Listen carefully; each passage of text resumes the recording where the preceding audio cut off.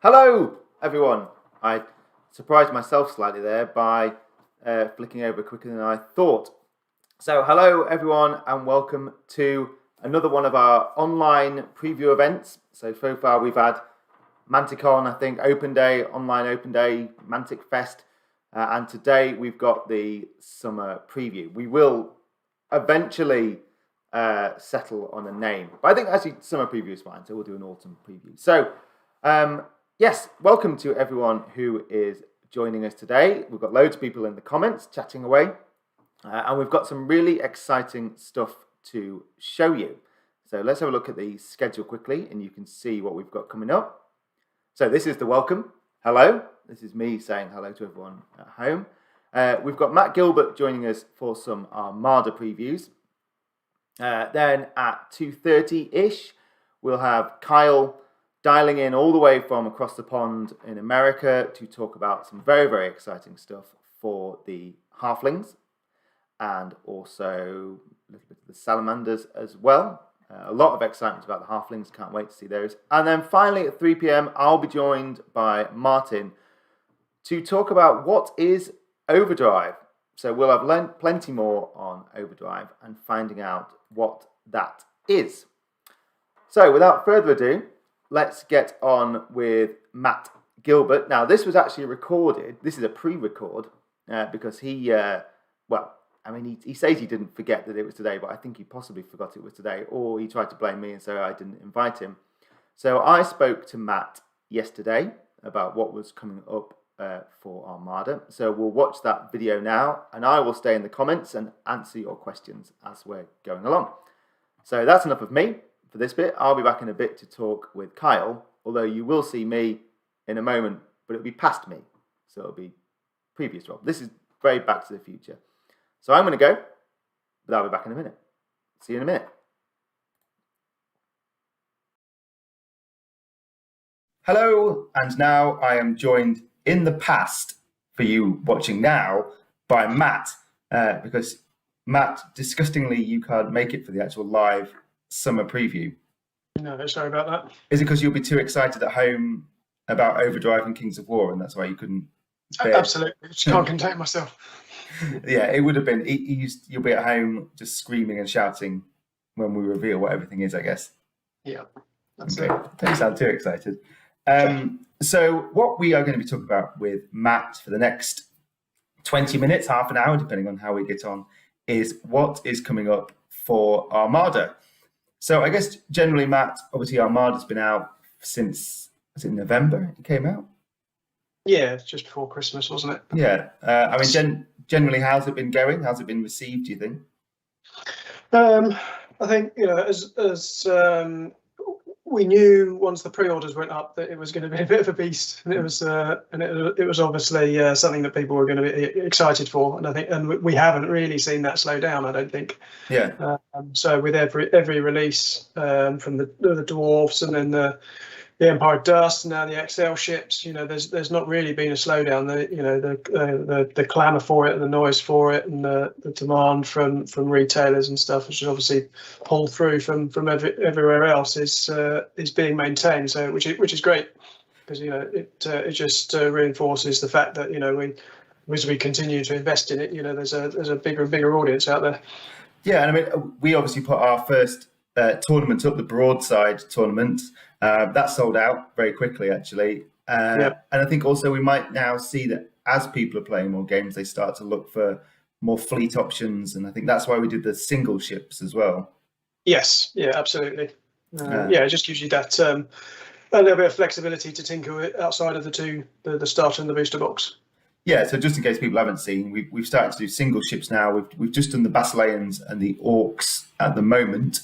So yeah, if you did want to add extra, I don't know, bomb boats, I think they're one of the most popular ones, to your Orc fleet, then you can buy those. And we're going to be doing the Dwarfs and the Empire of Dust fairly shortly, I guess.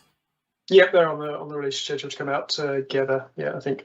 Yeah. Okay. Cool. And hopefully, it'd be great to see more tournaments take place. I think I did see one that was coming up somewhere. I can't remember where it was, but I think we'll probably hopefully see a lot more as well. Maybe the world returns to normal. Yeah, well, I mean, we anticipated that people would want to, and John in the RC wrote a tournament pack early on for ready for launch. So, but that's been there and available to download since last year. So it's ready to play with suggestions on scoring and things like that. Yeah, I know. I think that would be really exciting, actually. So, but now let's get on to what we're going to be releasing for the rest of this year. So and then we like to do this. Originally, this was called the road map, the road map. But I think Dave at work suggested we should call it the C chart, which makes sense. Plot our route through the releases. Yeah. So July, we've got the new supplement, Seize the Flame, which we'll talk about in a minute. Then October, we've got the Elf Fleet, and then Q1 2022, we're a long way away from that, but we've got the Salamanders as well. So I guess we might talk a little bit about those towards the end.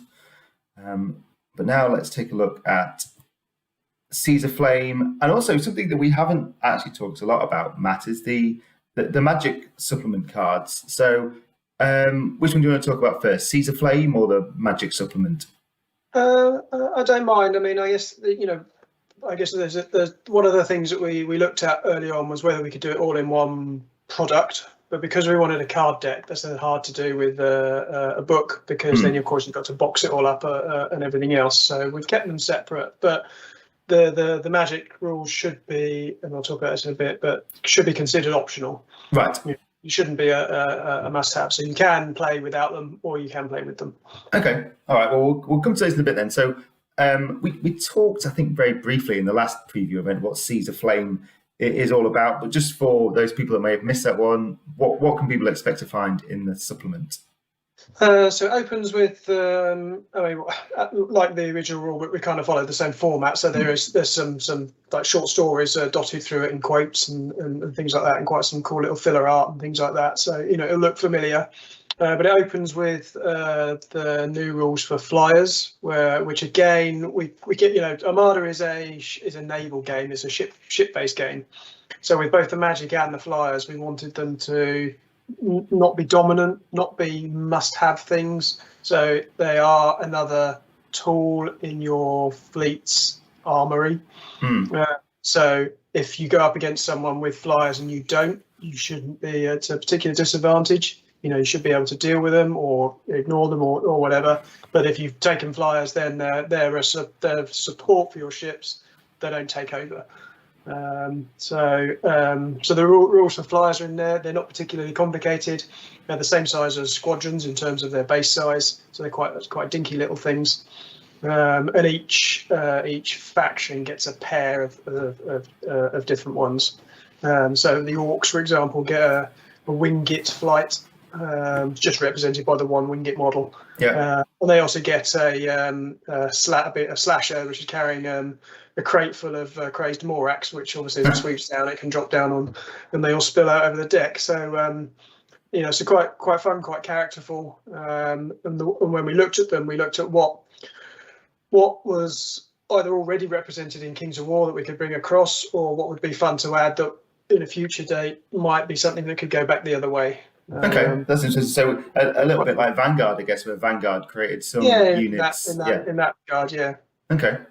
So hopefully, we won't see like a mega Wingit or anything like that for Kings of War. I know we haven't got one yet in Armada, but perhaps. I'm sure you'll suggest it at some point. I'm trying to get it on record now, so then it has to happen. But you're not willing to commit. Not just. Well, let me just write that down. Yeah. Is it going in your book of Rob's ideas? Yeah, that brilliant one. Yeah. All right, great. So flyers, it doesn't take up much. There's not, they're quite simple rules, and they follow. They're not tons of exceptions to the normal rules or rules on top. It borrows a lot of the rules that for movement and things like that. Still uses turn angles and everything, so it should be quite intuitive. And then we have coastal defences, so fortifications, fortresses, sea forts, mortar emplacements, that sort of thing. And then, so how to use those, how to use them if they're modelled into terrain, that sort of thing. They do get their own upgrades as well, like like a mangonel or a captain or witchfire, that sort of thing. So you can buy that, purchase them as part of your fleet. And then there's also obviously placing them around. There is a page of new upgrades for and magical upgrades for everyone, kind of standard ones, so that everyone's got those. And then we've got 10 new scenarios, which is doubling what we had before. So, adds a lot more playability into the game. So as well as all the fleets that are coming out, and the magic rules, and the flyers, and the coastal defences and everything else, multiply that by 10 new scenarios, and there's a lot of depth to the game now. Wow, it's amazing. So it's packed, I guess, really, the Seas of Flame by the sounds of it. Yeah, absolutely. Well, and it doesn't. Before we get to the background section in there's one more thing in there, which for as people are getting back to playing and clubs are coming back together and stuff like that, then there's a campaign section. Nice. People have been excited for.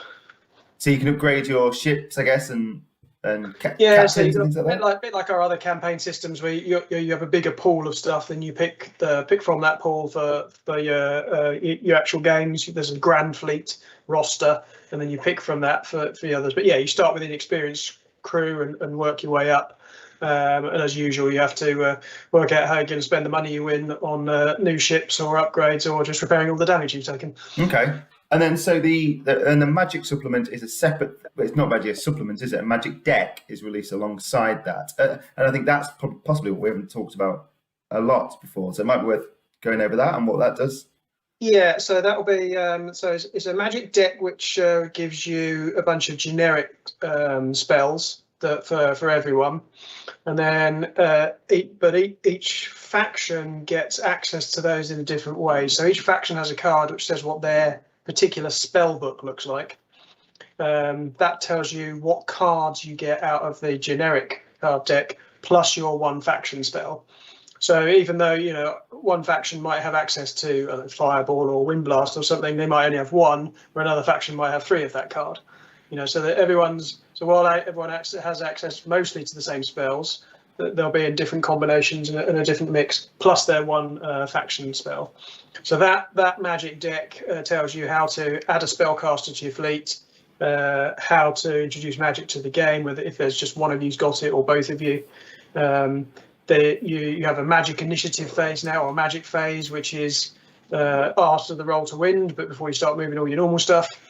And then in the supplement itself, the existing fleets all get their spell card and their spell. And as new fleets come out, the starter box will contain the faction spell and the spell book for that faction. Okay, and I guess that's a little bit like the flyers. I guess all the future releases will come with, obviously, they say the magic spells and potential flyers as well, I guess, to make sure they're up to speed. Right. Yeah, okay. Exactly. Yeah. And I think these are both out in July, I think, alongside the flyers, if that's right. Yes, that's correct, yeah. Okay, and I think they'll be going up on pre-order on the Mantic website. I know they're up for pre-order elsewhere pretty soon. So that's obviously coming up in July, which isn't very far away at all. And then we've got the next new fleet, which is the Twilight Kin. So I think we showed a couple of these on the last preview day, but now we've got a few more. And maybe, Matt, you can explain sort of how these will play and how they'll be different, I guess, to the existing factions. So the Twilight Kin, in terms of their background, they're relatively new as a people to kind of having a navy and building up to the power they are now on the seas. In their background, it wasn't until the flood, the end of war with winter, and the flood and the creation of the infant sea that they get anywhere near the ocean. So they're behind in that regard, although they obviously do have elven ancestry. So they started off small, but they've got bigger. They're piratical. They are the terrors of the infant sea, and they often, because of that, clash with the salamanders, who are the kind of certainly around that area, and in the southern part of the sea, they're the self-proclaimed police of that, and of horse slavery and piracy and everything else. So they're quite antagonists and protagonists to each other. So these guys, in the way they play, their fleet rule is of shroud. So beyond a distance, I think it's 8 inches. It's -1 to hit them. So they're hard to see. But at close range is where they're lethal. So they've got a lot of rules around grappling and boarding actions and things like that. So they at long distance it's hard to hit them, but once they're up close they're going to hurt you. So you've got to play, if you're playing against them, you've got to be quite careful. Okay, and obviously, if you don't know a bit about the Twilight Kin, their boats look very unusual with sort of like the monstrous kind of the hulls. What's going on with those? Well, the background of Twilight Kin is quite inextricably linked with that of our Night Stalker faction.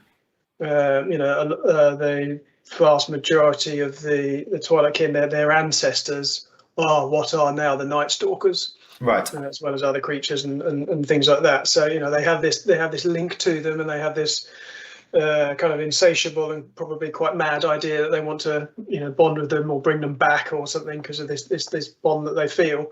And that comes out a lot in their architecture and their army style and stuff like that. So as well as kind of summoning them when they can for use as a weapon of war or terror or something like that, a lot of their architecture is modelled on the Night Stalkers themselves. So these boats are sometimes named after some of the Night Stalker creatures, but also modelled on them as well. So the prows of the things. So kind of psychological warfare from that point of view against the enemy. Yeah. So what we're looking at now is the assassin. So what sort of size boat is this one, or ship? Sorry, it's always ship. Something. Is a, if I can remember, I think it was a medium. Right. So yes, it's a medium. Okay. And is that like a butcher? I think that's a reaper's head. A reaper. Okay. So that's the assassin. So now we've got the Heartseeker. Now this looks an interesting one because it's got that big sort of that flame chalice on the front. What's going on with that? Well, Heartseekers actually. So every fleet we've done so far, there's been one named vessel, which is an alternative of one of the others. And a lot of them, it's been the XL ship, but in the dwarfs, it was one of their mediums. Yeah. And it's this one. So this is the variant of the assassin. Okay. Right. So this is the named assassin, basically. But yeah, slightly different front and the cauldron thing on the front.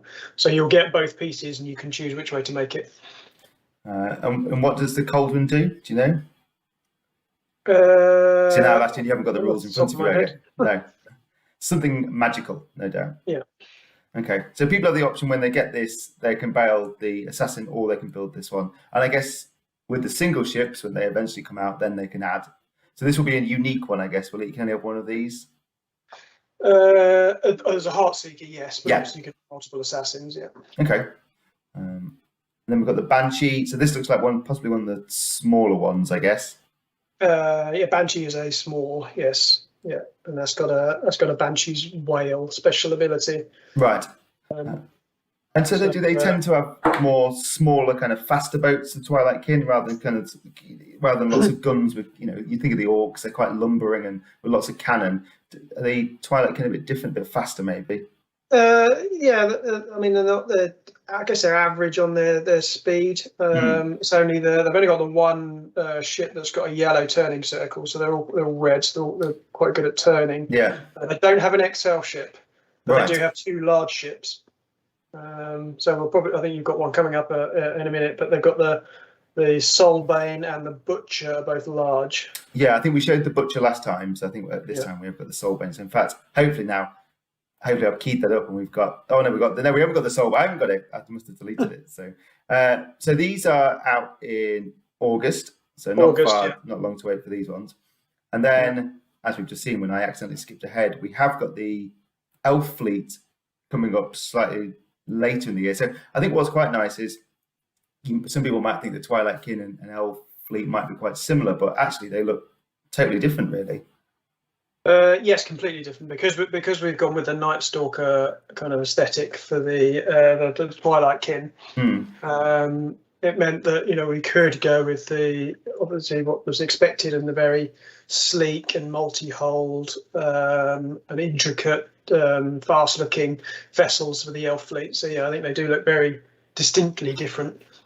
So was there a particular sort of way you wanted these ships to look when obviously this one looks like it's got it's not quite a castle on the back, but they do have, they seem to be a lot more intricate maybe than some of the other ships we've seen, perhaps maybe a bit like the Basileans, I guess.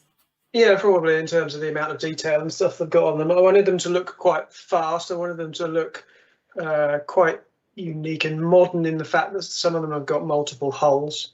Yeah. Or they're slightly and then perhaps slightly asymmetric in their profile. So I wanted them to look a bit different from that point of view. But certainly there's things like like the leaf blade and stuff. I wanted to look like it would, it would outrun you.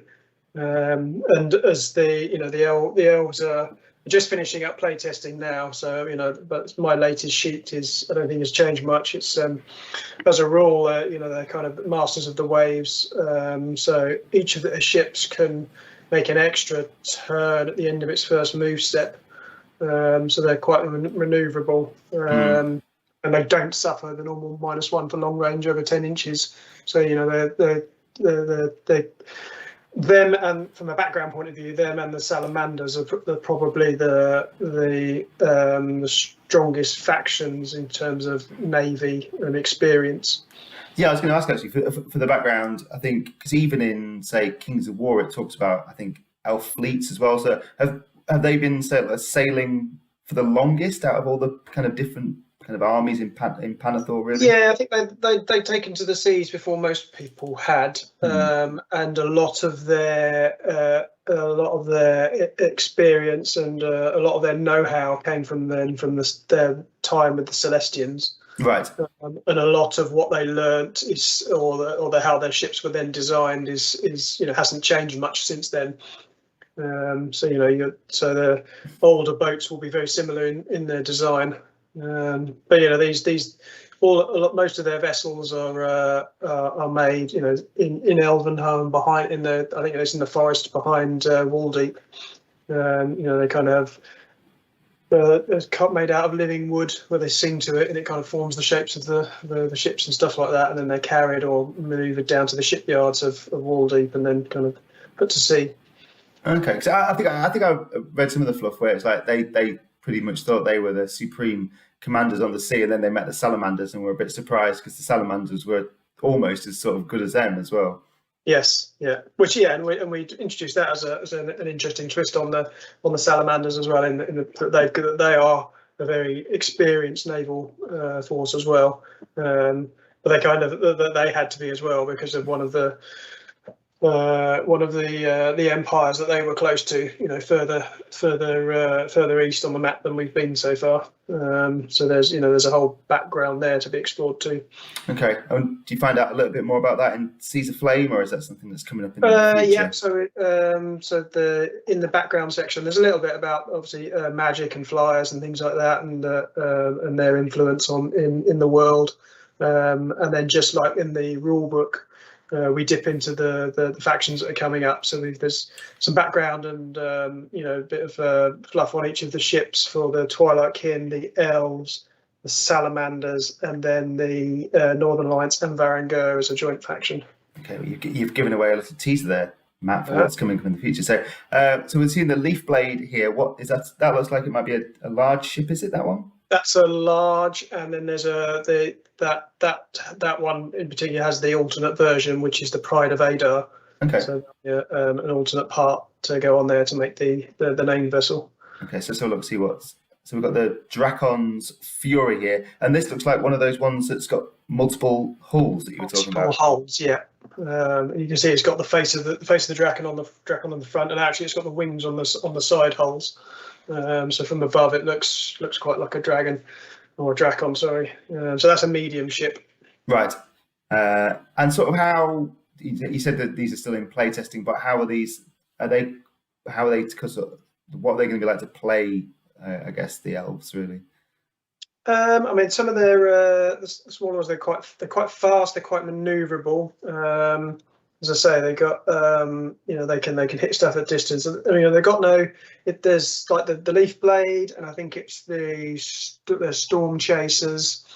If they've got a kindred bond ability, so if they stay within 8 inches of another ship with kindred bond, they get +1 to any skill tests. So as they stay together as a whole, they're together as a group, and they get that bonus. The smaller Argus squadrons, which are the tiny ones, have got a mage sight ability. So if they're within 3 inches of the main battleship, then the main battleship, if it scores any crits, can choose to change the result that they roll on the table by +1 or -1. So kind of that foresight to see where they're shooting and stuff like that. So they got lots of little tricks and some upgrades like you'd expect, like Seaguard, and they got Madriga, who in the background we've said was from Dungeon Saga. She's now captain of the Seaguard. She's in there as one of the named captains that you can take. Cool. So I mean, I guess if you're an orc player, you probably want to get quite up close and personal to these. Are they better at long range than if you get up close, or like say with Seaguard? I guess they might be okay with that as well. Well, Seaguard actually they're quite defensive, so they kind of lower the attacker coming in rather than give you the elves a boost. They're a debuff to the ones coming in. So yeah, I think what's going to be it's probably going to be harder to outmaneuver the elf fleet, and then they'll have some little tricks up their sleeves. Just smash into them if you're an orc player. The Twilight Kin, I think. Yeah. Where you don't want to get close to them. They want you to they want to get close to you, but you want to try and stay away from them. I guess that's a bit like the Night Stalkers in Kings of War as well, where they steal your inspiring, don't they? That's almost similar to that. So the closer you get, the more terrified you are of them, and that. So that's the Dracon's Fury, and that one you say is that small? Is that a medium one? That's a medium. Yeah. Okay. And then we come to the XL. So we're not obviously showing all the ships here, but this is the Valandor, and that again looks like it might have 3 holds. That's triple hold. Yeah, it's got two extra holes either side of it. Yeah, and then and that comes by default with a veteran crew. Okay, so these guys have got an XL ship, and I guess they've got flyers as well. What are the flyers for the elves? We haven't got them to show. Yeah, so they've got Drakon riders. Obviously, that's come straight over, but they've also got a kind of a flying ship called a Cloud Chaser.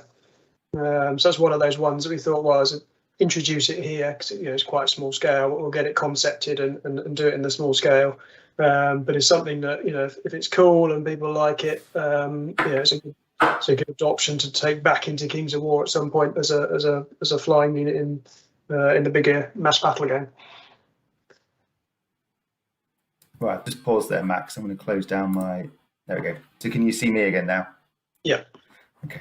So I'll edit this bit out, so it's fine. It'll all be super smooth. No one will ever know. Okay, so. We're back to Matt now. Sorry, while I was doing that, I couldn't show Matt and me talking all the time. But so I guess you've got these ones coming out. Also in the summer campaign, we've got the Kings of War summer campaign. I think we're planning it that you will be able to kind of play some of your Armada games as well, because it all takes place around that Halpy Mountains area. And I guess is that quite contested? Is that quite a contested area, that one? Well, I think certainly as the... there's a number of things going on there. So there's the war in the holds underground between the Ratkin and the goblins. That's all kicked off because of the abyssal dwarfs moving in and kind of turfing the free dwarfs out of their kind of ancestral homes. But as the abyssal dwarfs themselves have pulled back out, the Ratkin and the goblins have moved in. But and the abyssal dwarves are moving out for 2 reasons. One, they were being pulled back north anyway to fight against Talinar and the assault on Chill, but also there's a counter offensive by the free dwarves. So they've they've come across, and there's there are sea landings, you know, and some naval sieges and stuff as they've kind of taken beachheads and then moved back in. So, you know, you've got that going on, and at the same time you've got the Halpi's Rift being opened in the same area, which has attracted armies from all over. So they'll be either coming across by land or probably coming by sea and whatever navies they've got. So yes, you've got both on land and sea. There's potential there for conflict. Okay, I think that would be really good actually to kind of people can have a. I mean, your Armada games might influence it slightly to see who gets control of the seas around the Halpi Mountains. So, yeah, if you're an Armada player, keep an eye on that one. Now, you mentioned, obviously, we showed a little bit of the Salamander concept art, and you said that one of the other fleets, as well as the Northern Alliance and the Varangur, is that two separate fleets, or do they sort of have quite similar ships? They share, because of their shared ancestry, they've been the Northern clans, but then they've obviously gone in different ways. They share all of their ships, but there are different faction rules and upgrades for the Northern Alliance and for the Varangur. So you can buy the fleet, and you'll get both, and you can choose which way to play it. And the XL ship is the one that becomes the named ship, but you'll get 3 alternate parts. Okay. So you can make it as the kind of the generic ship, or you can make it the named Northern Alliance ship, or you can make it the named Varangur ship. Right. Okay, that's quite cool then. So, and I guess that is that sort of the end of sort of the wave 2 of ships? Yes, that's where we end in Seas of Flame. So it covers those fleets, and then we're into uncharted waters. And yeah, I think I was going to ask you about those, but actually I think I'll keep those a secret. So, well, thank you very much, Matt, for joining me the past for this interview. And I'm sure we'll probably be back for the next preview to see more of the elf ships and hopefully some of those Northern Alliance ones as well. So that'll be cool. So thanks very much, Matt, and I will be back shortly in the future. No, in the present. This is confusing me now. It's like it's like the plot of Back to the Future. I might start disappearing in a minute. I will be back in a minute to talk about Kings of War with Kyle. So bye, Matt. Thanks so much, and see everyone else in a moment. Bye.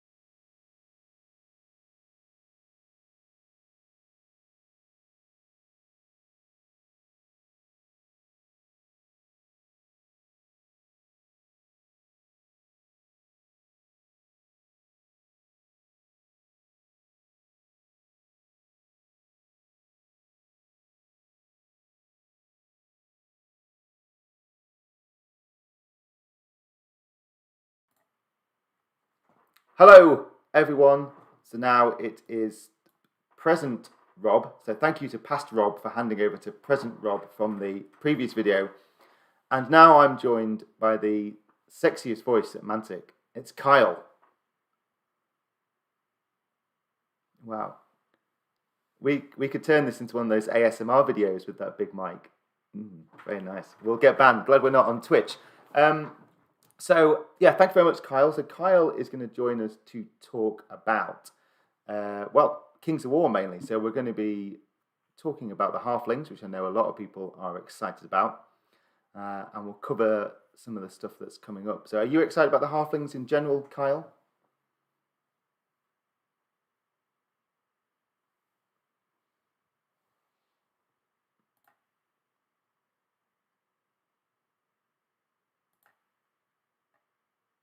They look really exciting. Hang on, Kyle. Sorry, people couldn't hear you then. So they missed my joke about ASMR because they couldn't hear it. So you'll have to do your sexy. So luckily, people can hear your sexy voice now. Well, that's important. And it's a shame actually because Kyle, you were just saying that goblins are the best army in Kings of War, and they're just so fantastic. They are green. They are mean. It's great. Yeah, I'm just going to say it was going so well. There we go. Right. So hopefully. We've got some nice sound there from Kyle. Now I'll just wait a minute, make sure see everyone if it's can working hear you. yet. Yeah. Everyone's saying. Kyle, you're hear him. His voice. Rob can hear me his voice fine. Is too sexy to hear. Now we should be able to hear Kyle now. Let's have a look. Let's wait a second. Yeah. It wouldn't be a proper Mantic preview if there wasn't a bit where I got something wrong. No, it's all good. I'm seeing hurrahs and yays, so I think we're good. Cool, we're back on. So, right then, Kyle. Well, let's now I've interrupted us slightly by getting things wrong. Let's actually have a look at some of these beautiful halflings. So, just bear with me a second while I... Now, Kyle, hopefully you can see this, and the people at home can see this.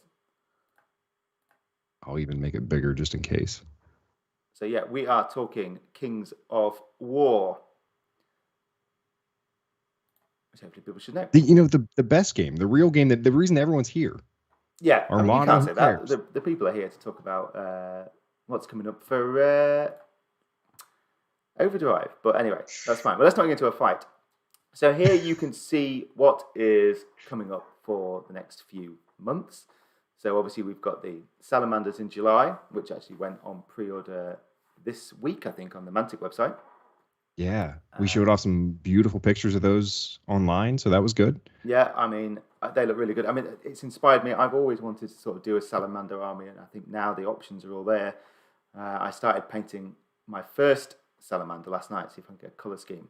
Then in the summer, we've got the Halflings, which is, I think, why we can agree most people are here. And then finally in winter, we've got something that's, at the minute, is top secret. So I don't know what that is, but that profile is really good looking.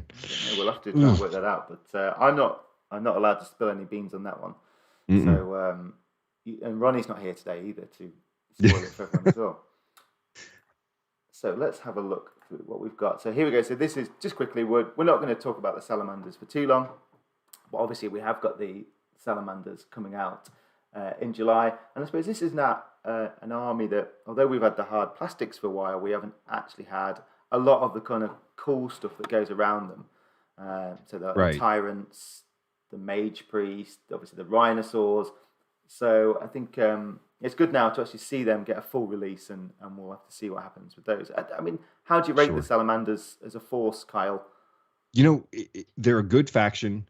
They, I think, have some of the most solid rules. Right at the start of 3rd edition, we saw a lot of people, especially in the online games that we were playing, taking them and doing very well with them. So we're in 2nd edition. I think people thought that they were a little bit of a weaker faction. 3rd edition, suddenly they look really, really solid. And hitting them now with some brand new models, it's a great time to be jumping on board with the Salamanders. The tyrants are something that I think a lot of people like, but it's that rhinosaur cavalry that are really the appealing option for a lot of players. Yeah. So any key units you want to watch out for in the Salamanders? If you kind of either fighting against them or thinking of starting an army? Those two in particular, for sure. Right. You've got ancients that can, really hold your battle line. They inspire your other troops. So it's a troop unit that inspires units around them as opposed to a hero, which is kind of interesting. Yeah. Your tyrants and rhinosaur cavalry are just a sack of bricks coming to hit you in the face. I mean, they hit really hard. They're devastating on the charge. Salamanders have good defense. They've got that larger base size, kind of like orcs. They're the heavy infantry, so you got to be a little bit careful about how you line everything up. That's where things like the Scorch Wings come into play.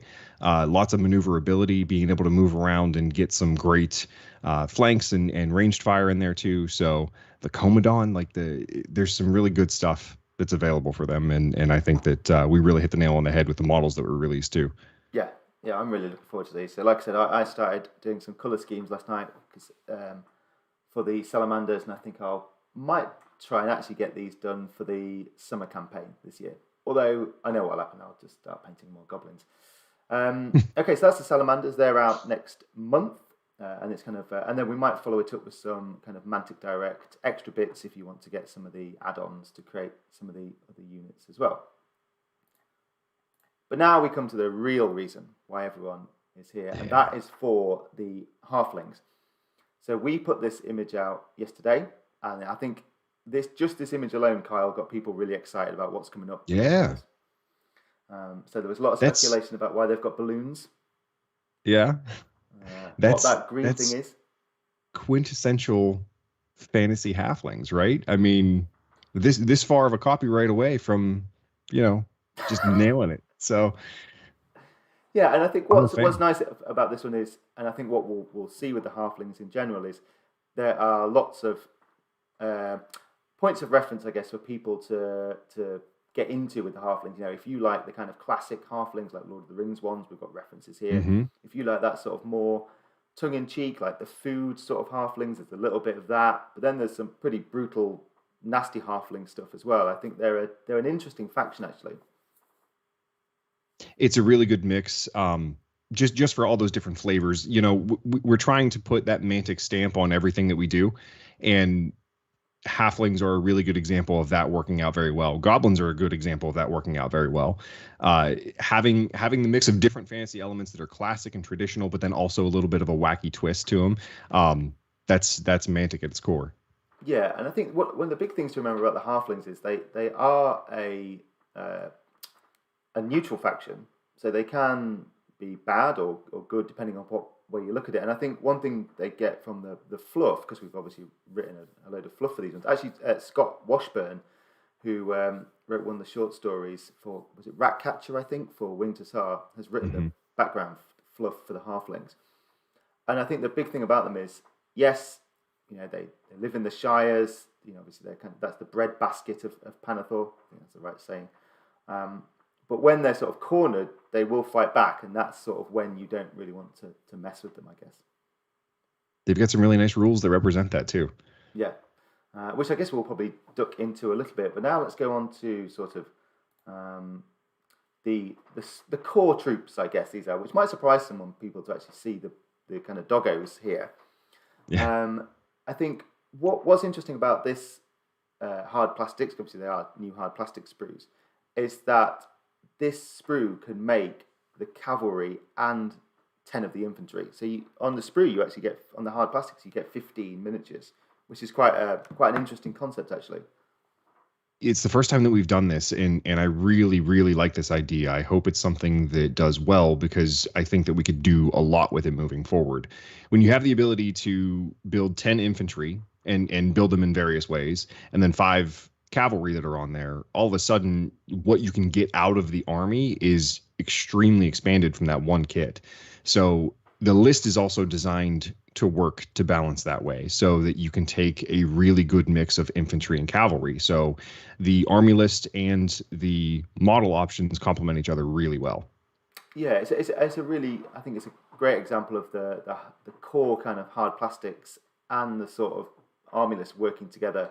Nice. You've got a lot of options here. So on the sprue, you can have the 10 kind of infantry with the spears, the weapons, or the kind of ones with the guns. I can't remember if there's any with swords as well. I'd need to go back and check. But Yeah. you've got a lot of options on there to sort of make a real good range of different units, actually. Sure. The infantry has your classic, 3 builds, the Braves, the Spearmen, and then the Stalwarts, which are sort of your elite infantry. So you can go for the cheaper route, or you can go for the more expensive and yet durable halfling style too. And then the ranged options are there as well. So, if you need a little bit of a mix of firepower, or if you want to run out with some spears, it's a good way to have tons of options on one sprue. It's a really, really good kit. I think we knocked it out of the park with this one. Yeah. So I think we've just had the test prints in the office at the minute. So we might be able to get some previews of those just so you can see, because it's actually spread over 3 different sprues, I think, this one, which is quite a big one. So let's have a look, see what's coming up next. So now we've sort of seen these before, so let's have a look at some of the newer stuff as well. Sure. So this is one of the engineers. This will be one of the heroes, and I think this goes back to the fluff and a kind of us taking our own spin on it. Is that the halflings? Well, they have like tinkerers. They love tinkering with things and building things. Yeah. They're sort of inspired by the dwarves, and based on that, they've actually started to do a lot of their own kind of technology. So, I mean, halflings aren't the most aggressive type of race. They're not orcs. They're not salamanders. They're not rippling with muscle, but they're smart. And they've put together a way of war that makes sense. And one of the really cool ways of doing that is with tinkering with different mechanical bits that they can use. And the engineer in particular is a really good support character that can throw, shots down range, but then also he provides bonuses to all the different units that also have the tinker keyword. So there's some really nice battle groups that you can create with this kind of guy. Creates a really good support synergy that he is perfect for. And I guess a little bit like that. So you could see, like, you're talking battle groups there, you could see that if people want to theme them around the kind of the more technological side, they could do that, or they might go the classic kind of route with more dogs, I guess. Yeah. There's what's great is that the heroes that are in this army have really good connections to the units in the list. The engineer is perfect for all those tinker type units, and I think that we're actually going to take a look at a couple other ones, so it might make a little bit more sense. But he's full of gadgets and gizmos aplenty. So okay, so let's have a look at another hero as well. So now this is more of the kind of classic. Actually, this looks like this guy's just been to a folk concert and is now riding his dog home afterwards. But this is the sorcerer on Arales. So the Arales are, just in case you don't know, they're kind of, you have much bigger winged Araleses that they used to have when they were doing the League of Rordia. Now, it used to be that the League of Rordia, that was halflings and men, kingdoms of men, kind of working together. What we're seeing now is that the halflings have actually split off from the League of Rordia because they weren't happy with basically the way things were going. They thought they were getting taxed a little bit too much on their goods and things. So they've actually kind of separated, which is where we'll see them now in the list as well, in the story, in the background. And the Araleses, they've actually now started a sort of like a breeding program, I guess, to use these in battle instead of your typical horses or I guess we used to see we're sort of used to seeing halflings riding pigs and goats. It's quite nice to see them breeding something slightly different. No, the dogs are great. I think that the design on them is really nice. The way that the fur is sculpted is going to be really easy to paint. It's a good thing. People love dogs, so it's a really good choice. Yeah, and so the sorcerer. So again, this goes back into one of those the sort of different elements we're seeing in the halfling list. Is they're more of the kind of food-based ones. So the sorcerers actually, we saw the first sorcerer was in League of Infamy. So it's Mama Beata. It was like the bad guy, I guess, in No Half Measures. But actually, the sorcerers, they're using sort of potions and that sort of stuff to boost the halflings as well. So this is going to be pretty interesting actually to see how they work. So what this guy does is they use something called gastromancy, which is a different type of magic. It's a different type of spellcaster, and you're able to pick up to one of 4 different auras that you can apply. So each one is going to give the units around them a bonus, and so when you're mixing, like we talked about before, the infantry and cavalry together, having him mounted on that Arales is going to be a really big bonus to get the auras in the places that you want to get them. And the halflings, you have to play with them pretty synergistically. And if you need that little bit of bump that one specific aura is going to give you, getting that gastromancy aura and magic in place is going to be really critical. So great support unit. I think the halflings need a unit like this to perform really well and kind of push them over the edge. And this is going to be a popular selection for a lot of army generals out there. Cool. And we've had a few people asking in the comments. So at the minute you had the League of Rordia list in second edition, which sort of a lot of the halflings came out, but now they're actually going into their own separate army, aren't they? Mm-hmm.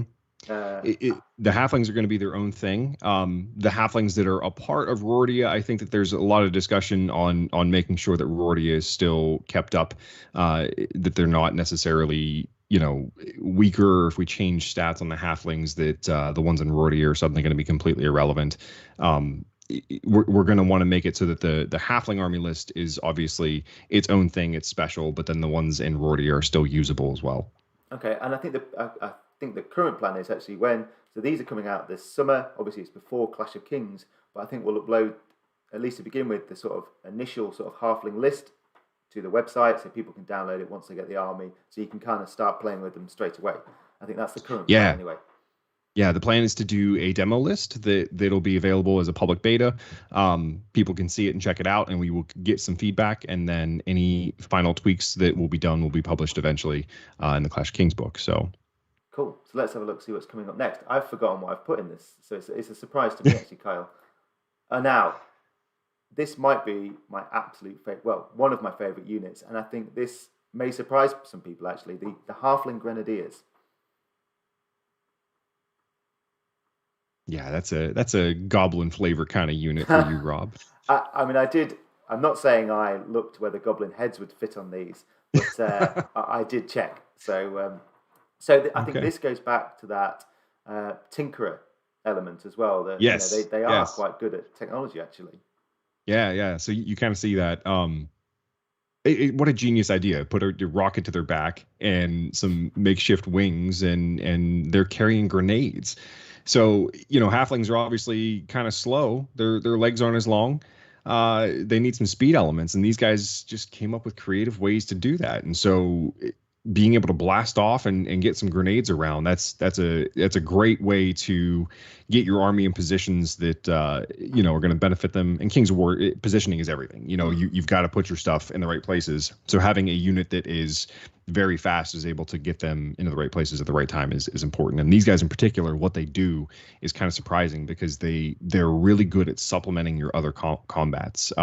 I mean, they can just really be brutal in what they apply to the units, and they're really good to kind of fit into those tight spaces and get across the field very quickly. So design-wise, they do exactly what you would expect them to, and I think that's really exciting.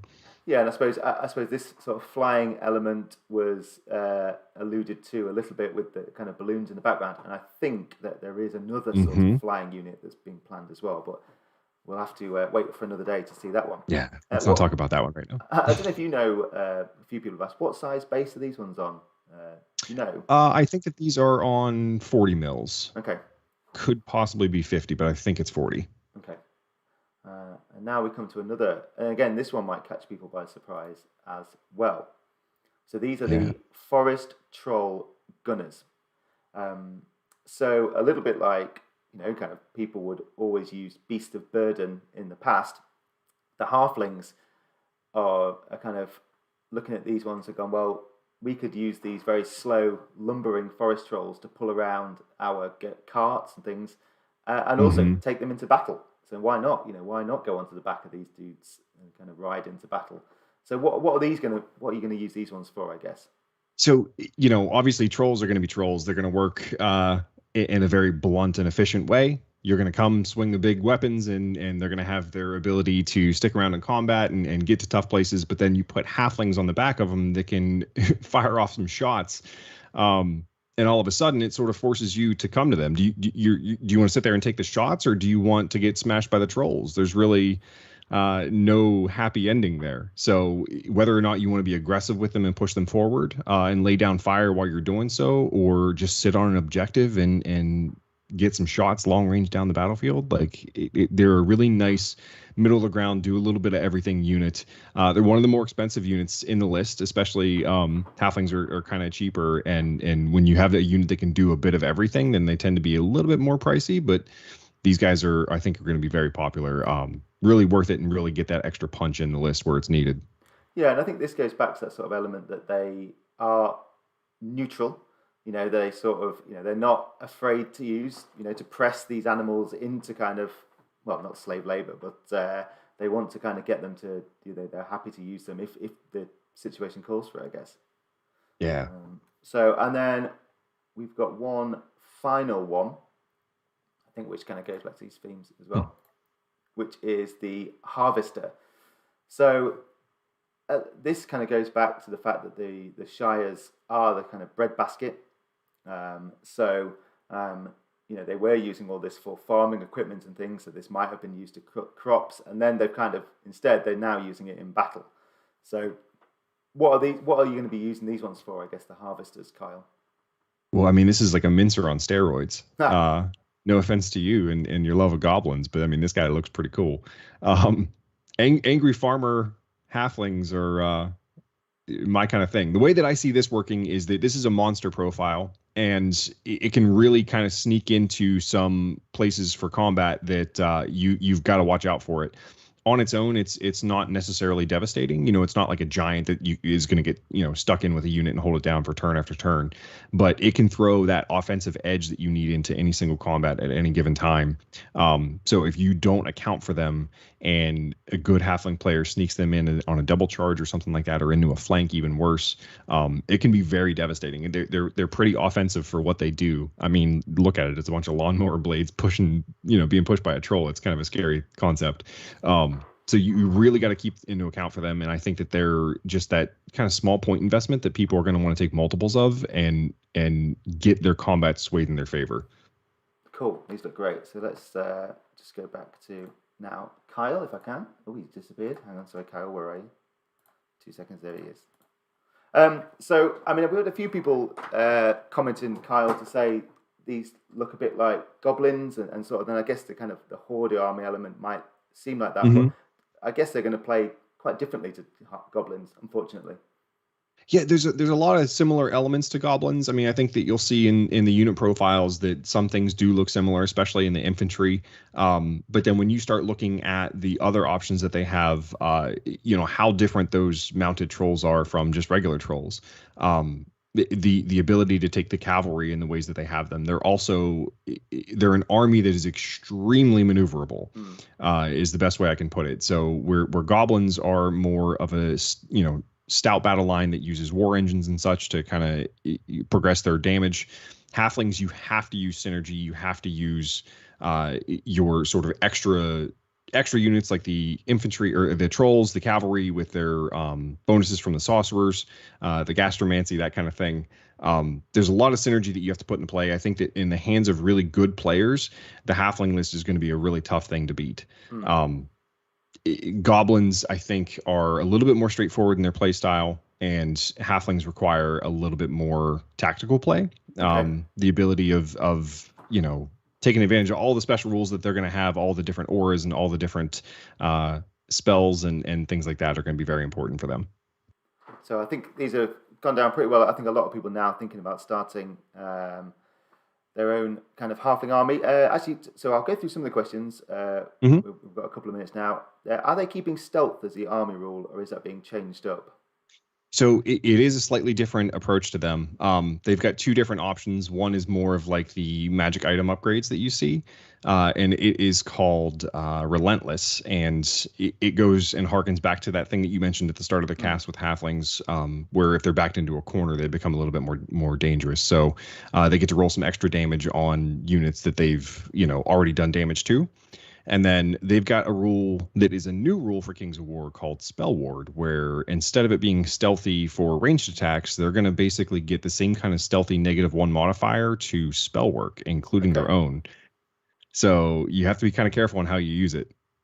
Right, that's interesting. So, like you say, they're a bit of a finesse list. I guess, it's speaking from someone who plays goblins, I'm just used to hopefully walking forward and hoping for the best. Yeah. These sound like they might be a little bit more tactical. Absolutely. That's exactly how they're going to work. Cool. So, well, thank you very much for that, Kyle. You've given a good insight into, I'd say that's still just a little bit of a taste of the halflings. We haven't quite shown everything just yet. No, there's tons of stuff. I think the most exciting bits you didn't share, believe it or not. So, well, I might do that this week with some extra previews as well on the blog. Yeah, so for sure. So thank you very much, Kyle. So we are going to be back in a moment. Thanks, guys. Martin, to talk about OverDrive.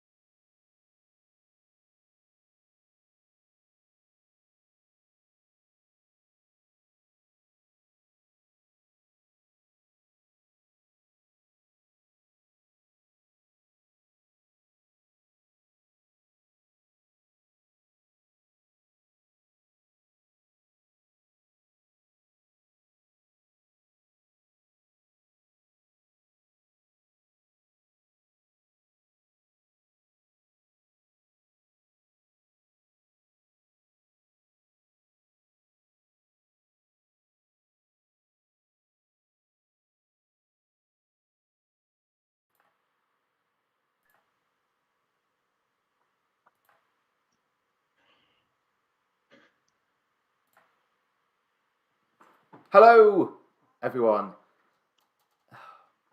I know I've switched you on. This is not. I can hear you whispering. We are going too easy. Talking about OverDrive. So before we start, Martin, let's just show the OverDrive video. Hit it. Let's see if this works. Here we go.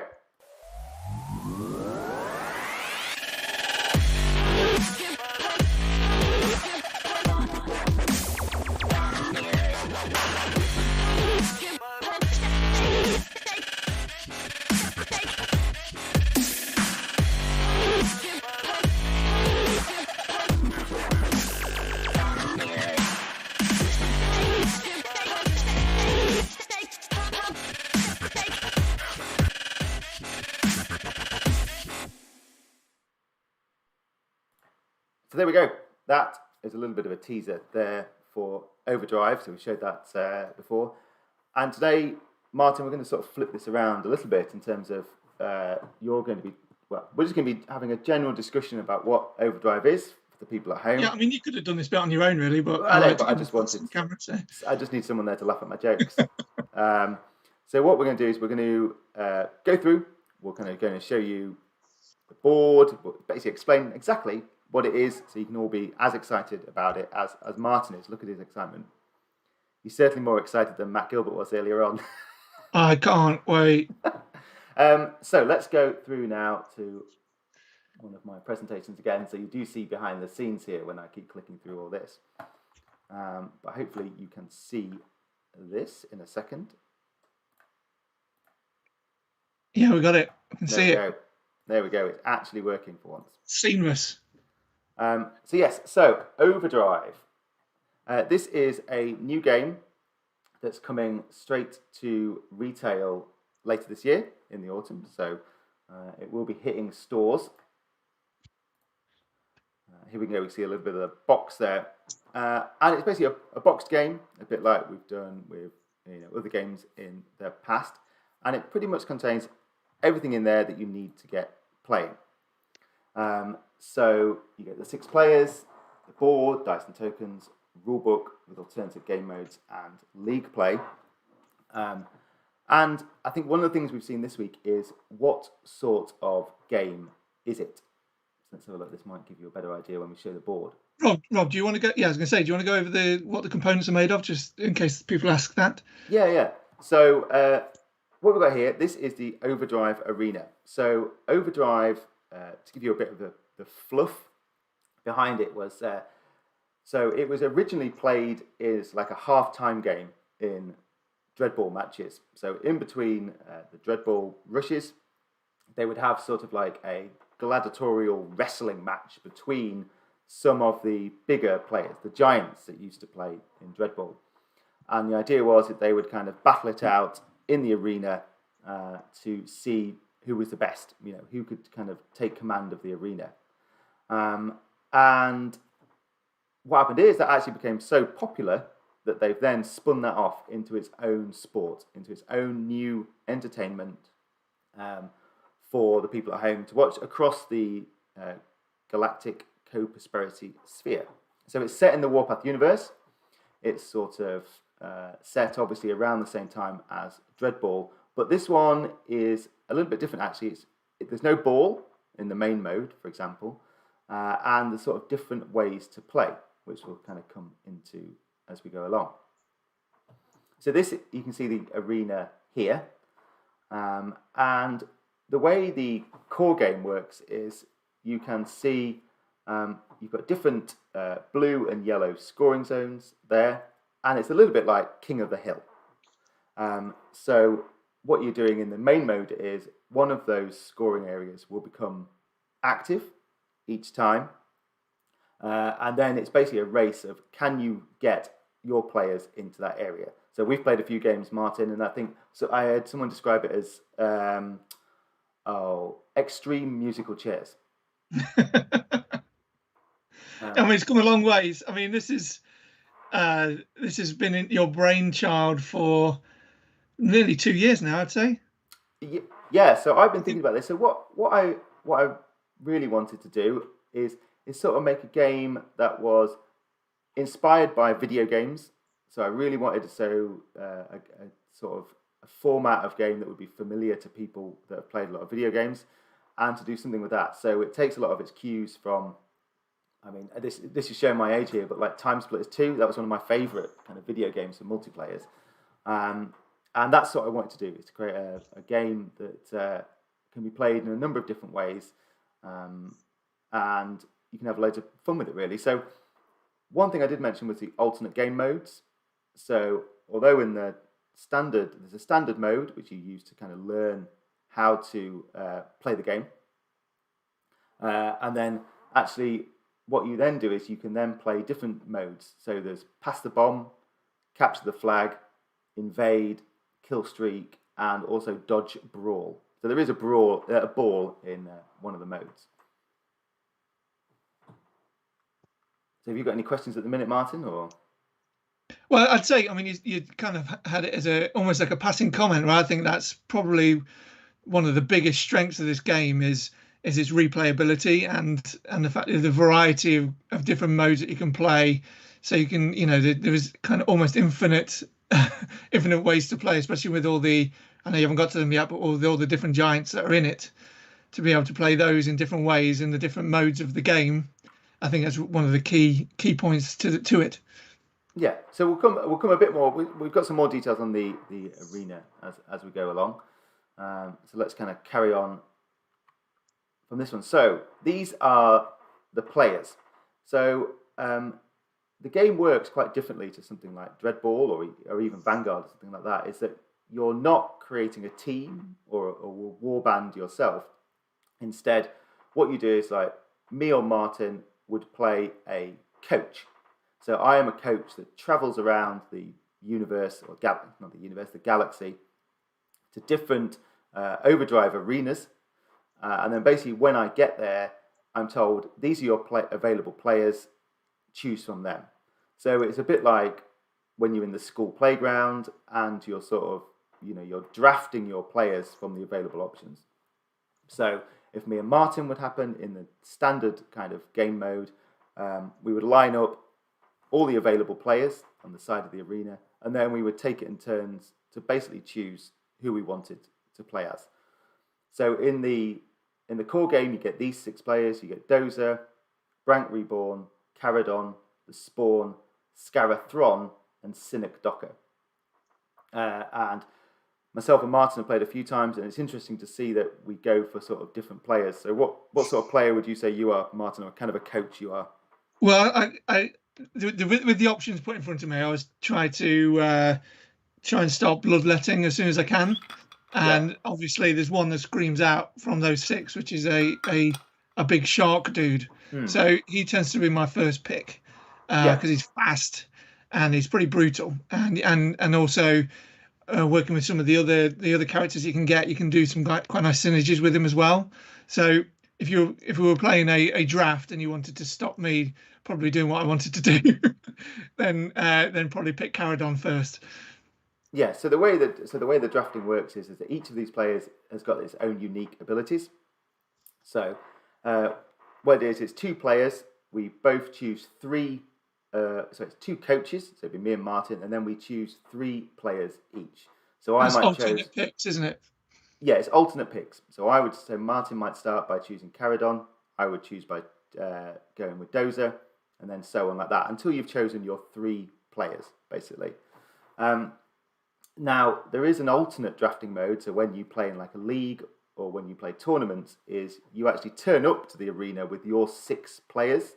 Kind of, you imagine you've turned up in your dropship, and then you kind of line up. And then what will happen is you each take it in turns to choose your 3.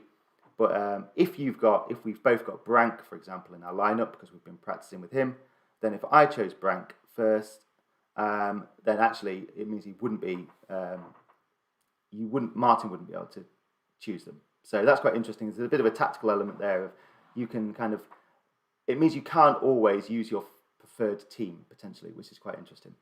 And I know you're probably going to cover this, but they are, the thing that I found one of the highlights was they are all very different in their profiles. So Sonic Docker, for example, compared to Caradon, you're going to get probably 2 more opposing styles of play. One is messing with people's minds and the other one is going for the jugular. So there are ways to synergize, and you don't always have to pick the synergy either. I think the way that you like to play, Rob, is you like to play with kind of individuals, don't you? So you want to be able to have every single one doing their own thing and be able to do it effectively, where somebody else might want to go, well, I want to build my 3 to make sure that they all complement each other so I can set it up to do specific things. So there is variety even in not only in the game modes themselves, but in the way that you pick your team to be effective in the arena. Yeah, so like you say, like Dozer is very defensive, has got the teleport ability, so she's good at getting around the arena. Brank is like more he's kind of really tough, good at slamming people, good at hitting people. Caradon, like you say, is kind of going around, kind of hitting people, good at taking people out as well. The Spawn is very good at moving people around, so it can pull people, can slam, get them out of the way. Scarathron is one of the few people with a ranged attack. And then Cynic Docker, like you say, has got an ability where it can push people around the arena and kind of mind control them to take them over. So John Doe says in the comments, how long will a game take? It takes about 60 minutes. So it is kind of sort of beer and pretzels, kind of that sort of game. So 60 to 90 minutes. And you can see here some of the models that have been painted by Studio Geraldes. Amazing. The Spawn. Yeah, I mean, these are amazing. So you've got the Spawn, you've got Caradon, and then you've got Dozer there as well. So it just shows you. And if you want, you can paint them in your sort of team colours, or you can paint them all as individuals. And these are the actual PVC models, aren't they? That Studio Geraldes took away and painted. Yeah. So obviously some of these giants have appeared in Dreadball before, and yeah, we have got the models. So in the core game, you will get these. But yeah, like you say, these are the ones we sent along the existing plastics, and this is what he's done with them, and they look absolutely stunning. So now, like we were talking about how the different players work. So we've got the player cards. So if you've played Dreadball, I guess there will be some stuff that's familiar here. They are running, slamming. They've got range attacks instead of throwing the ball. So you'll see a lot of the statistics are the same, and it works the same in terms of tests and things like that. So if it says you've got to do a strength test for a slam, you'll start with 3 dice, and then you'll get bonuses depending on if you've got another player next to you, or some players might have different abilities if they're slamming certain people. So I guess if you've played Dreadball, you'll be familiar with some of the rules, but it is a very, very different game to Dreadball, as you found out, Martin, when we've been playing. Yeah, and even the way is it the way you activate as well? Yeah. Yeah, that's a good point, actually. So, I mean, we'll show the arena again in a minute, but yeah, you are activating, it's alternate activations. So you've got 4 activations per rush. Each player can be activated up to 2 times.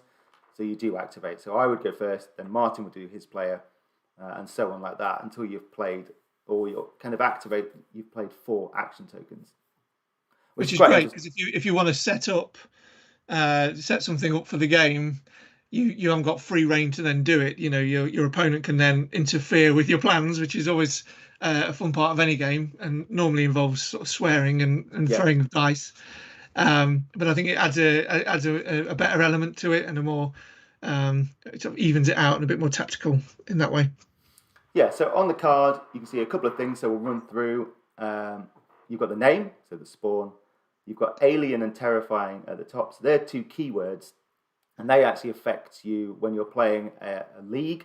So what will happen is you get certain sponsorship deals where different people, like the amusingly named Pizza Express or Pepsi Cola, referring to the Warpath Universe stuff, they will actually depend. You'll get more money if you get a player with that keyword to do a certain thing, like take out an opponent or be in the scoring zone at the end of the rush. So then you've got move there, so that's obviously how far they can move. You've got strength, which is used for slamming, agility, which is used for dodging, speed, which is used for mainly for when you're dashing. So a little bit like Dreadball again, you can dash a little bit further. And then you've got skill for throwing the ball and some other things as well. And then health points, which actually we'll come to this in a minute. But it's slightly different to the way it works in Dreadball, which we'll talk about in a minute. So this is a typical card. So you've got the abilities on the front. So these are abilities that you can do all the time. So the Spawn, for example, has got a drag strength test. And this is really good for, like I said at the beginning, is in this kind of core game, you're trying to, it's a bit like King of the Hill. So you want to be stood on the scoring zone at the end of the rush. But what the Spawn can do is that you can pull him out. You can actually pull them out of the scoring zone to stop them. And also, it's got long tentacles, which means you don't always have to get up close and personal to slam. So I really like the Spawn, actually. He's probably one of my favourites. Have you used this one, Martin, or not? I can't remember. Yeah, I think we used it in one of the how to play videos that we've already filmed, which is great. Yeah. And as I say, for preventing others scoring, he's great, but he's also good for moving people around, for setting up takeouts, that kind of thing as well. So I think, for example, the 3 I used in one of the games we had was a Spawn, it was Caradon, and it was the spider. Scaratron, yeah. Scaratron. So the ability to put damage from a distance, which then enables Caradron to put more dice into his attack. So to get early damage on them is really good, and to be able to shift them into lines of attack as well, which is what it's all about. Yeah, and then on the back of the card, you've got their signature sort of overdrive move. So this is when they kind of, whether it's the roar of the crowd or you as the coach screaming at them, once per rush, one of your characters can do their overdrive move. So in the case of the Spawn, he can potentially drag them into them and then slam them. But some of the other ones that overdrive, like Cynic Docker, we sort of talked about this one earlier on, he can actually, can take control of a different character and start moving them around the arena. Dozer is able to teleport and then disappear into her shell. So it basically makes her like uber defensive, so you can't move her or shift her around. So the overdrive is really interesting because you can only use it once, and because you can only use it from one player, it means you've really got to choose well when you want to use it. There's a real tactical element to when you want to use them. Which I think you were saying earlier on, Martin, with the Caradron, because he's got one where he can target a wounded character, basically. Mm-hmm. It's Blood in the Water, and he gets +2 to the slam, I think, isn't it? Yeah. 2 extra dice. Yeah. And another thing to mention is when you do take out the models from the gaming area, they're only off for a while, and then they can come back on, can't they? Yeah. So actually, I think I've got that in the next slide. So here we can see a bit of a better view of the arena. So on the left, you've got the amount of rushes. So there are 8 rushes in the game. And like we said earlier on, it's alternate activations. So I would activate one of my giants, Martin would activate one of his, and we would carry on. Once we've used all of the action tokens, it's then the end of the rush. And what we're trying to do in the standard game is each of those scoring zones is numbered. At the end of the previous rush, you roll to see which of those is then going to be active in the next rush. So at the end of rush 1, for example, I roll, and it might tell me that, okay, scoring zone 4 is going to be the active one. And then you basically all have a mad dash to try and stand in there. So that's where moving becomes a real big key, is that if you can move your opponents out of the way, you can potentially push them out or pull them out of the arena, out of the scoring zone, and then you can get in and score. So I think positioning is very, very important, as we've seen when we've played, Martin. Yeah, I think with the way we were saying about maybe playing with those individuals that can do a lot themselves, they could almost be your sweeper, you're covering your scoring zones, because you don't all want to charge over to the opposition, because turn 2 or turn 3 the scoring zone might be one of your own, in which case you don't want to be too far away. So having that balance of and tactics to do what you want to be able to do and get in their face and maybe cause some damage, but also don't leave yourself too exposed or too isolated away from potential scoring zones, which is a key part of the game. So Scott Langway says, so how do you move around? So obviously the giants themselves are able to move around the arena. They're able to run around and get around. So they can, obviously on their turn, you can move them around, you can slam, or you can do ranged attacks. But then as well, like we were saying, is you can actually start slamming other characters to push them out the way or pull them out the way, depending if you've got the different abilities. Yeah, they don't all have the same movement stat, do they? So no. If you saw on the card, it was the movement. Spawn.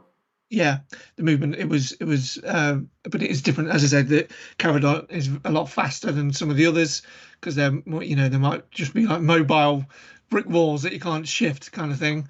So it is around using their speed, how fast or slow they are, as to their advantage. But maybe speak about how the bases work and how they and maybe it's difficult to explain. I suppose it's easier to see in the videos that we've done, but maybe just a quick explanation on using the tri bases that we've got. Yeah, so the Giants in this one do use the tri-hex bases like they were in like the Giants used in Dreadball, but what we're doing is we've really cleared it up to make it a lot easier to move them around. So they are, although they're not nimble, because obviously they're still big players, you can just move around. You know, there's no penalty for turning on the spot. You can do all that for free. So it is a lot faster to play than you're maybe used to seeing the Giants in Dreadball.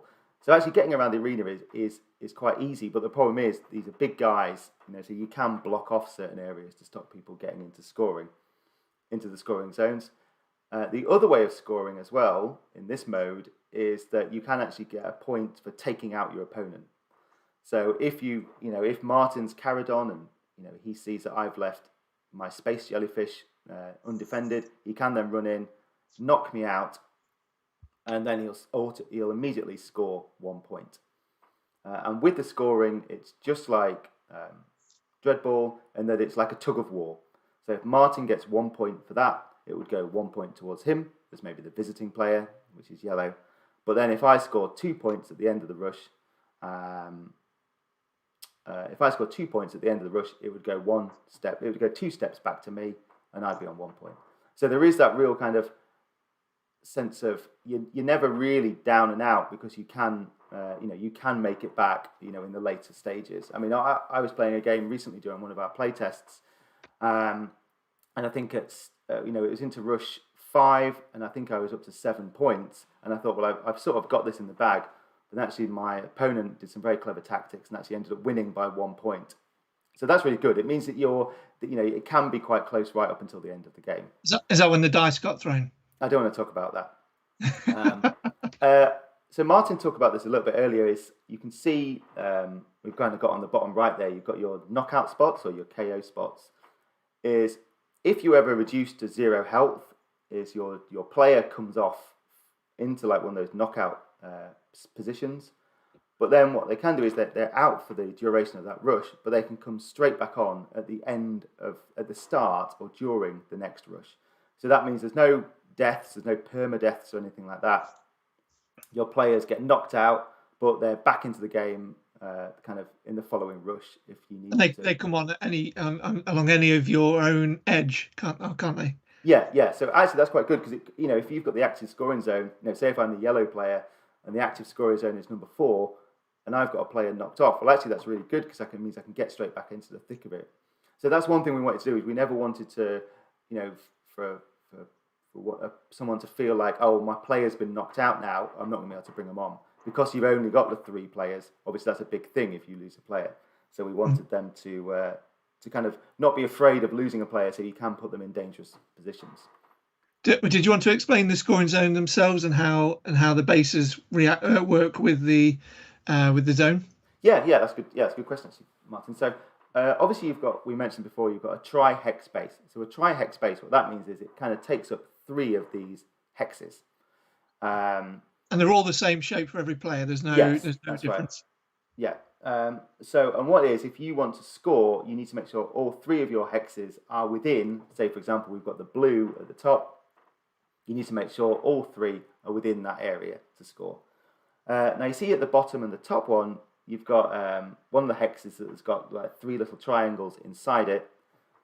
If you manage to stand one of your players on that, you actually get a bonus point as well.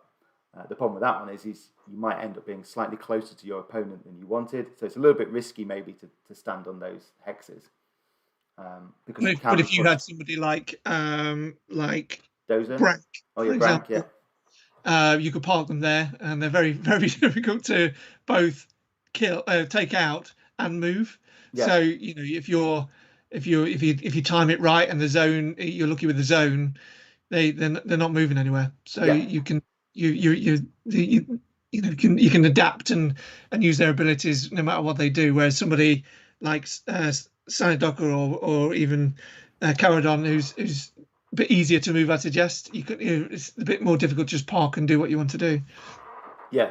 So Ian says, will it be a paper mat or neoprene in the box? So it's a very, very thick card board, cardboard board. And I think one of the big design principles this one is we want it to be really easy to kind of get out and put on your dining room table so you can have a quick game. So like we said earlier on, it's probably about 60 to 90 minutes, probably 90 minutes, if you're still learning, but then 60 minutes if you're kind of experienced with the rules. So we played like a league in a day here at HQ, and most of the games there were kind of taking about 60 minutes, which is really, really good. So let's. Do you see it as a? Sorry, Rob. Do you see it as a tournament game? Yeah, totally. I mean, I think you could easily play this one as a tournament one, like we were saying earlier. Because of the way the alternate drafting works is, you select your lineup of 6 players, and then when you actually play an opponent, you take it in turns to choose from those 6. You choose your 3.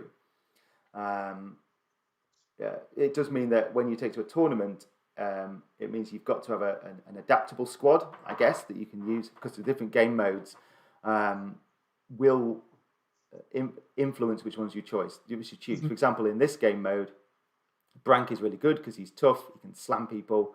But in the pass the bomb one, where it's all about being a bit more agile, Brank is a liability because it's really easy to stick the bomb on him and then watch him explode at the end of the rush. So it's interesting to see how the different characters react to different modes. In some ones, they benefit agile players, and in other ones, it's the really tough ones that you want to kind of you want to keep an eye on. So we've had a few people asking about different players. So the idea is absolutely that we will be expanding it with different players in the future. So in the core game, in the core box, you get 6, and then we'll release a variety of different players throughout kind of this year and next. So here you've got Tigrax, ridden by an Indige. So Tigrax is a really interesting character because you can actually stalk an opponent. So what that means is you put a token on them, and then when you attack that opponent, you get a +2 on your tests.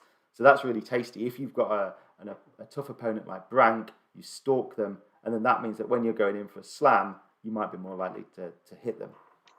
So Tigrax is really interesting. And then we've also got Shadow. So this is sort of like, I think in the fluff, Shadow is the... Oh no, maybe we changed this one actually. I think at one point he was the former sort of guard for the Starhawks, the Asterian team, which had got accused of cheating so many times that they had to hire robots basically to look after them. But Shadow is an interesting one because very, very agile, and its overdrive is it can actually turn a slam into an attack. So depending upon if you get attacked, you can actually reverse it, and you can then do damage to your opponent. So that's why he's sort of in that sort of come at me bro pose. And I think, oh no, actually it's worth actually talking. So I want to talk about just something about the rival. So these will be sold as what we're calling rivals packs. Yeah. So these will be in boxes of two giants together, with a bit of like the story behind it is that they really, really hate each other. So they hence the name rivals packs, and they'll be released over the next few months after the initial launch. So these two, for example, Shadow and Tigrax, are both going to be resin. But what you might find in the future is that you'll get a mix, you'll get some plastic ones and some resins, kind of in a box together, and they'll both come with their cards and what you need to play them. Any tokens? So James Sanders says, is Shadow a similar size to the Asterian Spectre? No. Shadow is a smaller version of the Spectre. But not small. It's still not small. He's still a giant, but he's smaller than the Spectre. Yeah. And for those of you who do play Dead Zone, we will hopefully be making Dead Zone versions of these as well. So stay tuned for that. So finally, just want to mention, so OverDrive, we're going to have lots more details on the blog next week about how it all plays. So rather than me rambling on about it now, we can actually go through it and talk about it in detail. So it's out this September, but it will actually be going up for pre-order in the next couple of weeks, I think. Yep, week on Monday, I think. Yeah, and if you pre-order, you'll get these very tasty resin rush and score trackers. So you've got Big Mech's fist on the left there, and then you've got Dozer's fist on the right. Because, I mean, it's a game that's all about punching people. So we thought it was cool to have these going up and down. So, yeah, if you pre-order before a certain date, you'll get those lovely sort of score markers in. And that includes the ones with our retail partners as well. So, as you said, it's not a Kickstarter, so we'll be working with our retailers to make sure that all the friendly local game shops get their copies in early, so you'll be entitled to these pre-order exclusives as well before a certain date, which we will confirm when we put the pre-orders up. Yeah. So I think I'll go through some of the questions now, Martin. We can maybe ask a few of those, but I think the main thing to kind of talk about with OverDrive is it's really, really quick, very, very easy to learn. You know, we've had a number of people just pick it up, and within a kind of a couple of actions, they already know how it all works, because you've only got to learn a few moves. You know, you've got your basic moves, which are like run, slam, dash, evade, and ranged attack. So you've only got 5 moves to learn, really. But then it's all about how you use your abilities. So each character is very, very unique, plays very different. So as we saw with the Spawn, good at dragging people around, moving people around the arena, whereas Brank is kind of get stuck in and start doing some damage. Yeah, and trying to find the right time to use your overdrive as well, because it is only once per rush. So not forgetting to use it, which I might have done first time I played, but also not using it at the wrong time. So, you know, most effective, you know, if you are playing for a certain thing that you want to make sure you can set it up, is you know, making sure you save it for that. But also, you know, take into account that your opponent might realize what you're trying to do, and try and staff all that action, such as, you know, blood in the water or something like that, where, you know, if you then block off their lane and they can't then do the slam, that's kind of a waste of the overdrive where you could have used it another way. So yeah, and so unfortunately today was going to be our big grand reopening here at HQ, which we weren't able to do because of, you know, COVID restrictions are still kind of in place. But what we will do is from July, we'll actually have, you know, demo copies here. So if you want to come in, you know, if you're thinking about pre-ordering and you want to come and try out OverDrive, we'll have a demo copy out the front, so you can come and have a go. We've also got some gameplay videos being edited at the minute with myself and my glamorous assistant Martin. Hello. And they will explain how it all plays and show you some stuff as well. We'll hopefully do some live streams as well, actually, which will be good once we're up and running with the pre-orders. Yep, absolutely. Yeah. So I think, OverDrive is a really interesting one. I think you've got the drafting mechanic, which means that, you know, you're never quite sure what team you're going to be playing, so you can't just create that really hideously broken list and then keep turning up to games and kind of stomping people. And with those different game modes, it means you've got a lot of variety in that core game. So like I said, the retail box comes with the rule book with all the kind of basic rules in. It then includes league play rules. So basically that is when, you know, I create my own coach, and throughout the league I'll get better sponsorship deals. I'll also learn new abilities, so I can kind of basically get the best out of my players and get them to perform better. So and then you've got the different game modes. So the one we've mainly been talking about today is the standard game mode. So that's quite the easy one, which is about claiming the active scoring zones. But then you've also got Pass the Bomb, which, as the name implies, it means you're all running around. It's a bit like TIG or tag. What do you call it? Dob? You know, you call it. But where you're basically the explosive TIG. So you're trying to get the bomb onto a character. You've got Capture the Flag. So in that one, a flag appears in the middle of the arena, and then it's a race to capture that flag and hold it at the end of the rush. Killing Streak, which, as the name implies, is just about kind of smashing into each other and trying to get the most kills. Invade, that's a little bit different, because in that one, all the scoring zones are sort of active, but the visiting team is trying to get into the home scoring zones, and the home team is trying to get into the visiting ones, for example. So you've got to then make a decision of, okay, will I protect my scoring zones, or will I try and go all out? And the other slight problem with that one is, once you've scored in the zone, it's then not active for the next rush. So it means you can't just plonk Dozer in there and sit there and keep on scoring all the time. So yeah, that's going to be... and then finally, the other mode is Dodge Brawl. So that is a little bit Dreadball inspired, but you're trying to kill each other with the ball because, this is super violent. Violence is fun, kids. Yeah. So gameplay video will be out on the 12th. I think we'll start doing those. There's also a story running through the rulebook, isn't there?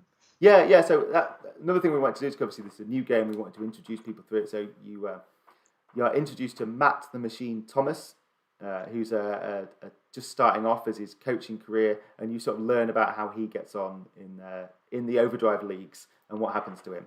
So yeah, and that kind of takes you through and hopefully introduces to the world. So there we go. Any questions? Well, I've been going through actually, Martin. We've got a few people about the price point. So the price point will have up in a couple of weeks once it's. But we do want this to be as accessible as possible for people. So it's going to be a decent one for you to get and play with the family as well. Actually, I think I've been playing it with my kids, who are slightly better than me, which is embarrassing, really. More dice throwing. Yeah, that's the thing. Not kid throwing, dice throwing. No, the kids weren't. So Paul says, can't wait for OverDrive, Rob. Any more designs to show? Not at the minute. There was a few teasers in that video about other ones that are coming out. And people are trying. I can't show you the top secret model. That was the Kings of War one. That is super top secret. I can't possibly show that. However, I might have one more secret thing before we go. Ooh. So we're going to wrap it up here. So we'll have more on OverDrive next week. We'll also have a recap on the kind of what we've shown today. So we might show some more Armada stuff. Hopefully, maybe the painted Twilightkin fleets as well. And we will maybe dip into the halflings a little bit more. So thank you very much for joining us. It's always great. I always enjoy these days. And thanks, everybody. Yeah, and so let me just... Now, this is when I have to do some technological stuff. So let me just finish with one last video.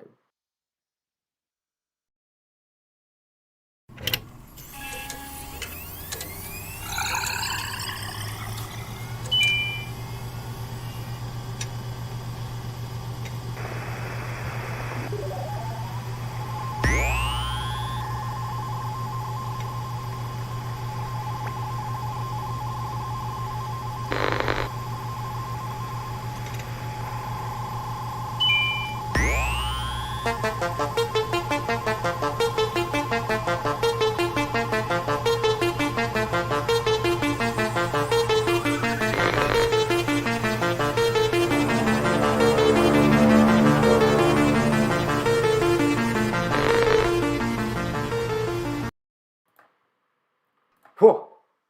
So what was all that about, Martin? I've got no idea. No one tells me anything. No, we can't possibly talk about what that was. So thank you very much. Thanks for joining us. Really enjoyed the data. Hopefully we're going to have another one pretty soon, actually. Which 6 might weeks. Be dead. Yeah. So we'll let you know when that is coming up. And until then, stay safe. Keep rolling dice if you can. And we will see you all soon.